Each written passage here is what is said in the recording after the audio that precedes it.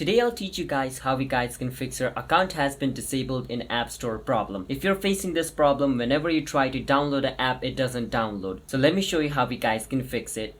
And before I show you the steps, if you guys are new to our channel, want the step, hit the subscribe, let's move on. First thing, you want to go inside your setting. So with the first method, we are going to reset the password of your Apple ID, which means we're going to change the password and it should be fixed. So for that, once you're inside the setting, click on your profile or like your Apple ID name. So my Apple ID name is Jake, which is at the top, so I will click on it. Now once you're over here, the second option where it says password and security, click on it. Now once you're inside the setting page, the first option where it says change password, click on change password. Once you do that, it's asking you to enter your phone's passcode. So I'm going to enter my phone's current passcode. Once you enter your phone's current passcode, it's asking you to enter the new passcode.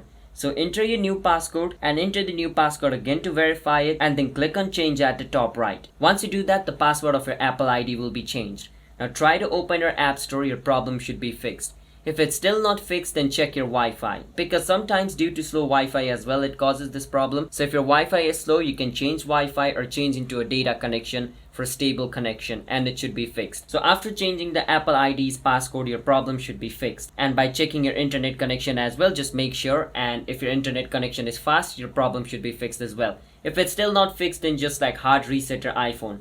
By that I mean just like click on settings, inside settings go on where it says general, from inside general scroll all the way down and click on transfer or reset iPhone. Click on where it says erase all content and setting, and this will completely reset your iPhone. And before doing this, make sure you back up all of your data, because once you do this, everything on the iPhone will be erased. Make sure to back up all the information data and it should be fixed. That's how you guys can do it. Hit the subscribe to our channel one step. I will see you guys next time.